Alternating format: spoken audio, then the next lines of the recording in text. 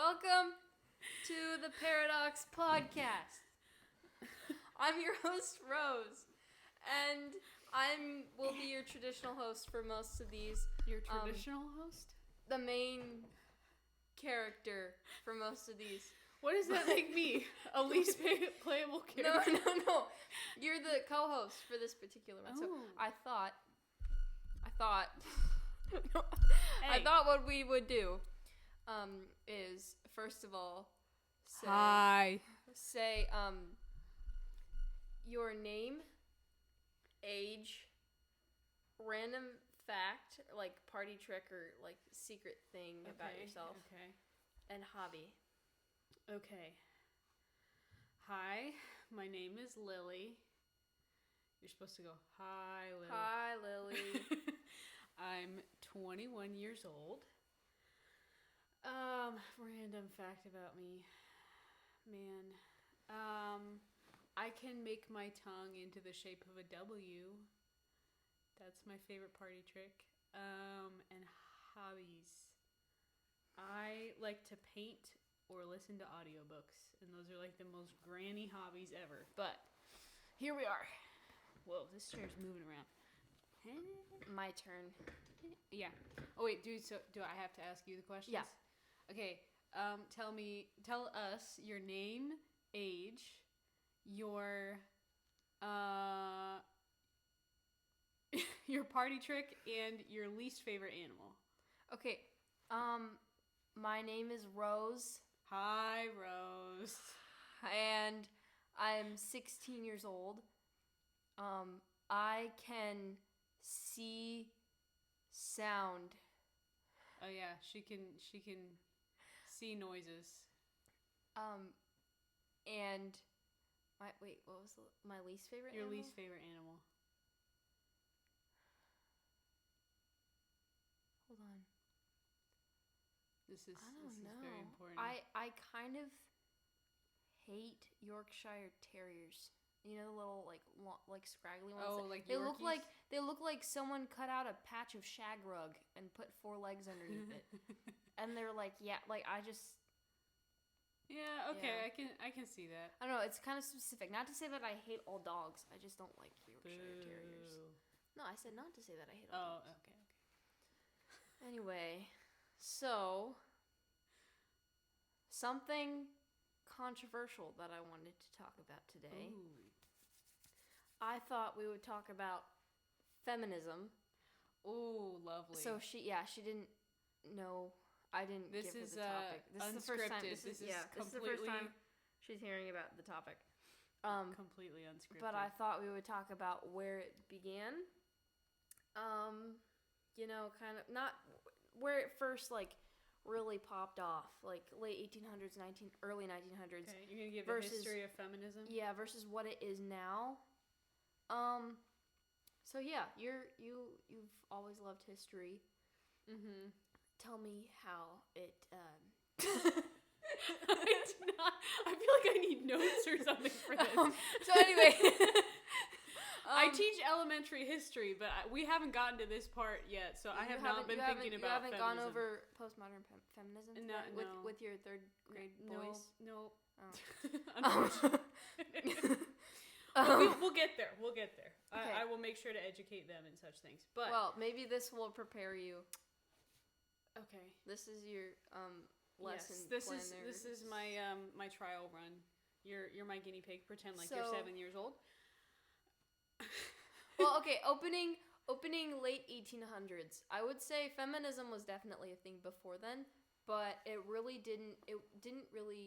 wasn't given a whole lot of credit until late 1800s, early 1900s when women started going on strike in the workforce because they wanted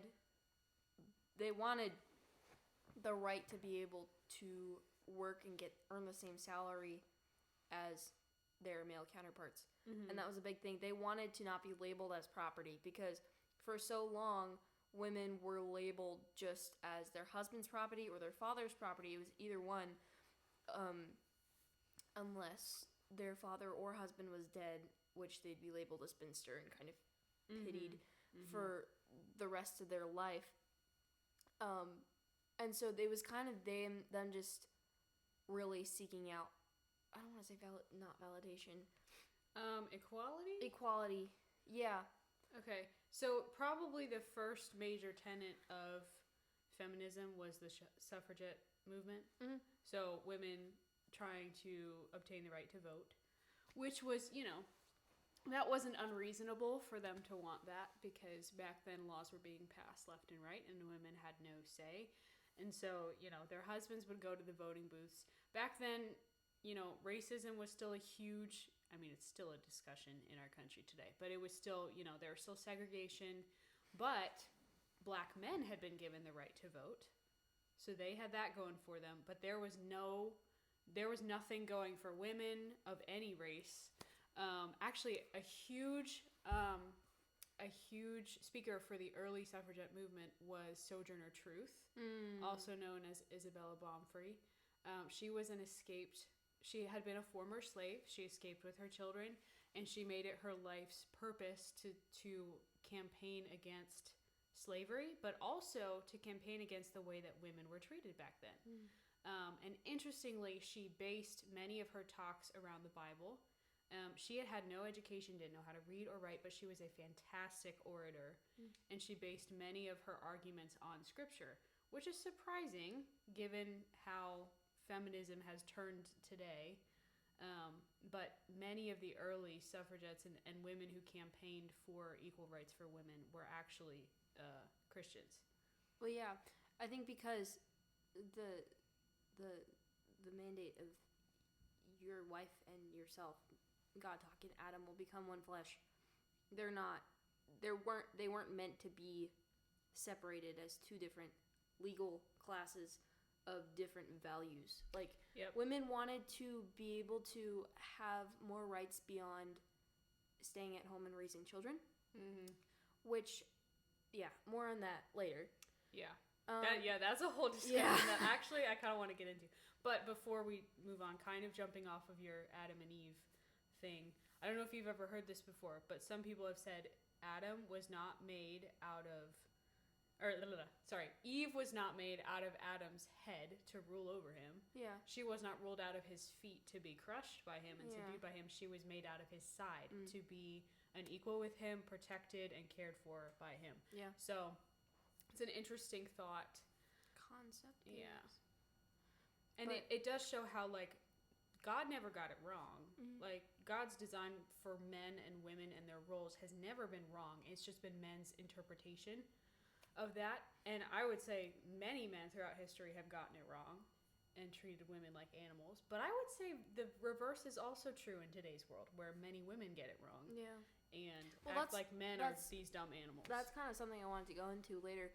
But it kind of moved from it's kind of took off as just women wanting basic human rights, like the right to vote and the right to have a job and be paid the same as their male counterparts. Yep.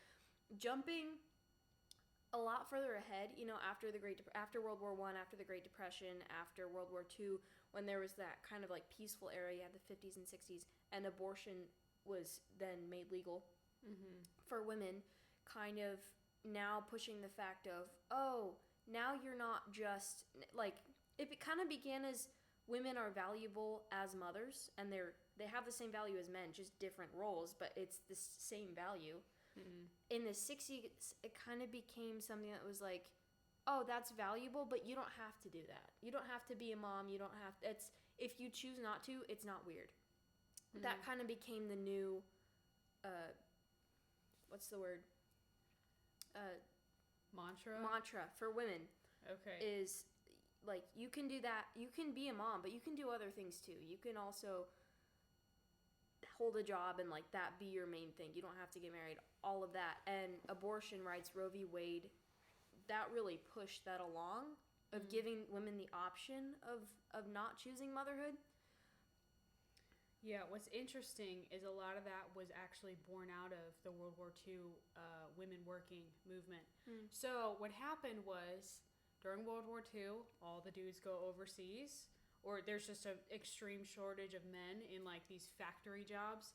And so the women stepped up. They a lot of them ended up being kind of like single mothers with their husbands away, where they would, get the kids ready, get them off to school, and then go work these jobs, or they would work night shifts. These women took on these really grueling jobs, and some of them found that they kind of liked that.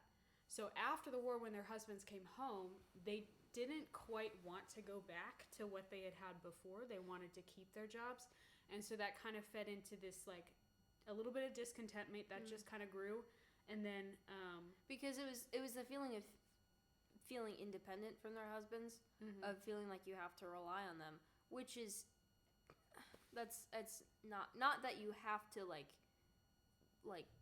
trip over your husband's robe as he passes by while you're carrying it behind him, but more that like man and woman are in marriage are meant to coincide together. They're meant to be one flesh. They're meant to kind of balance each other out in their different roles.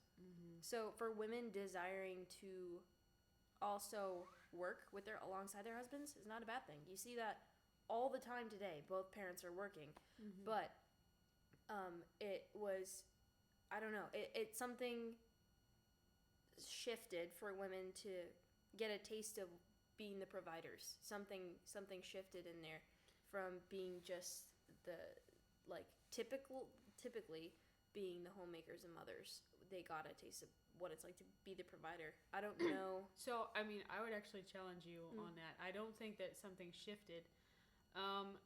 God kind of predicted extreme feminism before it ever happened. So right at the fall, when he comes to the garden, he's telling, Satan, here's what your consequence is going to be, and Eve, here's yours, Adam, here's yours. So Eve's consequence was, first of all, pain in childbirth, which we all know that's a thing. And it's not just childbirth. There's also, regular cycles of pain in women's lives. But the other thing he told her was, your desire will be for your husband, and he shall rule over you. Which, we don't like that wording today. Like, even as I said that, I was kind of like, ugh. So, it's what God wasn't saying. A lot of people interpret that as saying, like, oh, your desire is going to be to, like, be close with your husband, and you're going to think he's hot. Like, your desire shall be for your husband. That's not a result to the fall. That's actually a good and healthy thing. But, not that I would know. But, saying your desire shall be for your husband, what God was really saying was your desire will be for the authority that your husband has. Your desire will be to kind of wrest that decision-making power from him. So you're gonna want that power, but then your husband is gonna end up crushing that. So it was kind of like that was a consequence for marriage, where the wife is gonna strive for power, and the husband is not gonna respond with gentleness as he should. So there's gonna be a little bit of that back and forth. Yeah. And so I think that has been a thing since the beginning. Men have not understood their God-given roles as husbands and fathers because of the fall. Women have not understood, so women have not been given the dignity that they desire, and that has kind of fed what was already there in terms of a desire to wrest power from men and disrespect them in that way. Yeah. And I think kind of going off of that, feminism became a way to kind of protect women from being objectified, saying you have more value than face value, than like literally face value, like more than your body, more than your face, more than just looking nice. You have more value than that, which kind of to some extent went along with abortion. My body, my choice. This kind of like, I mean, the whole mantra that's being projected today is we're gonna like let women be who they want to be without having the restraints of that kind of thing, And something which I think is so ironic in today's culture is you hear so much about protecting women's rights, and like they're like we should stay far away from objectifying women. But all the rights that have been given to us, that being said, are specific about sex and our bodies, which isn't that like exactly what we're trying to stay away from? Like, isn't that objectifying us more, saying like, oh, you should be able to have sex whenever you want, isn't the only rights that they're actually giving us are just about sex. Well, and interestingly, those rights for women end up being a great way for men to rape a woman and get off scot-free and not have to pay child support. Yep. So the argument is that it's for the woman, but actually the man reaps more benefit in the long run. And interestingly, too, gender-selective abortions are a huge thing. And there are more girls aborted every year than boys.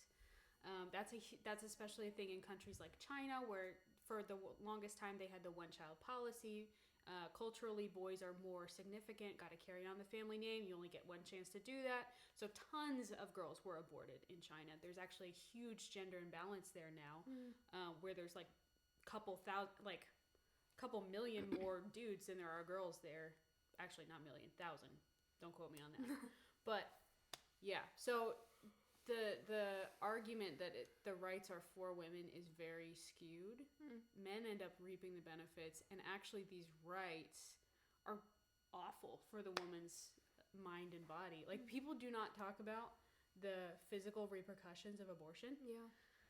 I feel like abortion is like a whole other podcast topic. Oh yeah, for real. We could go deep down the rabbit hole.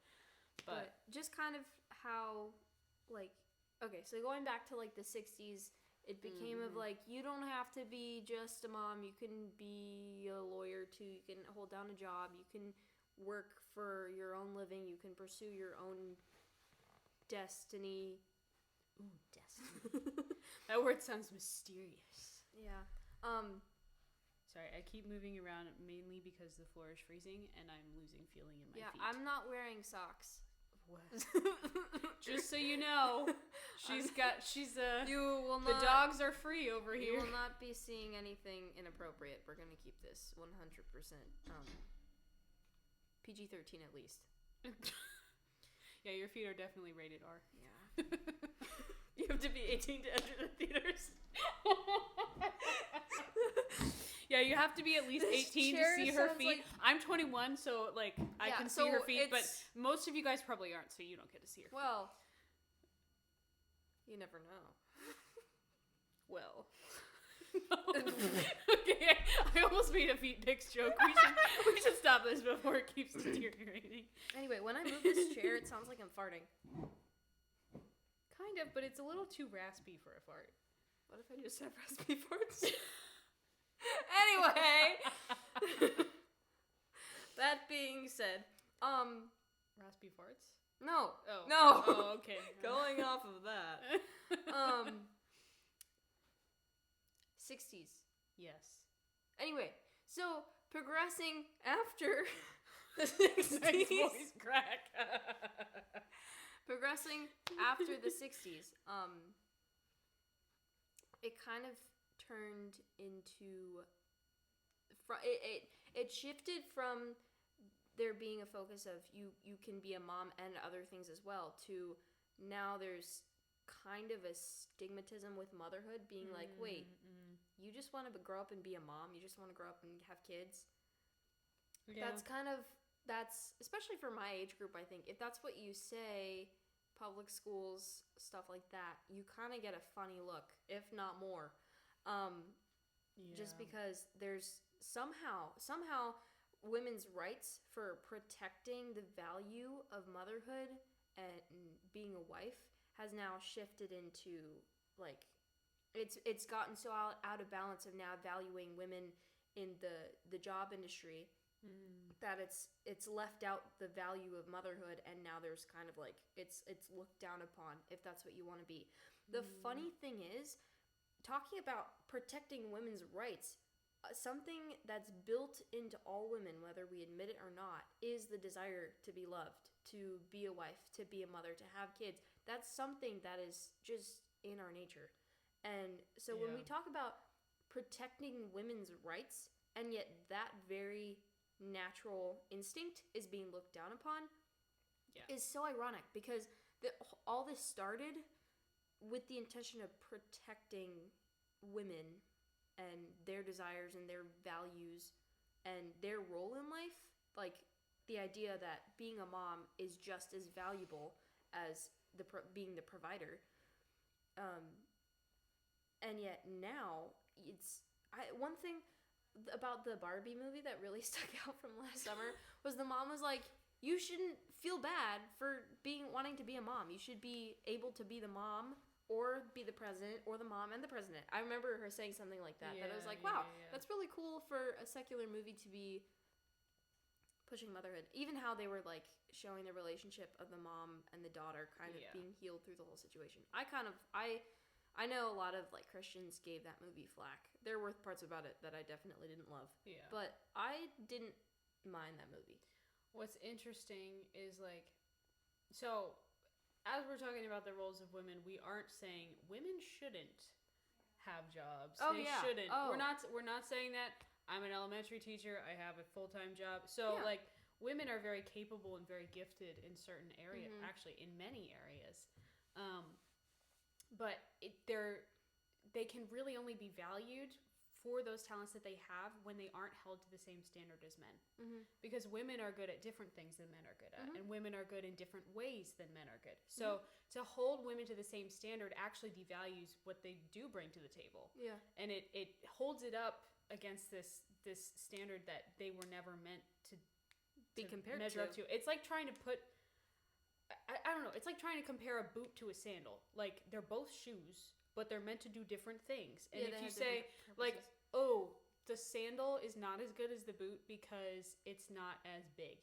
Like that, or it's not gonna keep your feet from getting wet on a rainy day. Right. Like, they both serve great purposes, and they are like they're in the same family, but they bring different things to the table, and they are valued for very different reasons in God's eyes. In the world's eyes, they're trying to mesh them into two, and then you end up with Crocs. People, don't wear them. Wait, are Crocs like a combination of boots and sandals? You just said boots. I know. Just got a Chester County accent. Chester County. Wait, you can't tell them where we live. Actually, there's more than one Chester County. Yes. So. You thought. You don't know where we live. But, yes, anyways. Crocs are wrong. We'll probably get hate comments for that. I feel like Crocs. I could pull off, like the mid-calf Nike socks and the sports mode Crocs. Sports mode. Go team, go sports. Anyways, so women, roles, men. Yeah, you talk to any woman who's climbing the corporate ladder, she would give it up. Most women would give that up in a heartbeat. I'm not saying there are a few women out there that would stick with that, even if given the option. But most women are only doing that because they don't have families. And it's to kind of like fill a void. And if they were offered like, hey, here's a trustworthy, responsible guy who values you for who you are and who wants to provide for you so you don't have to go to work, most women would be like, heck yeah, I'm quitting my job. I want to be like, I don't want to have to work. And I love that I have someone to take care of me and provide for me. So yeah, I'd say it's it's just built into our nature. I think one of the main things, like kind of going off of that, women have a deep desire to be loved.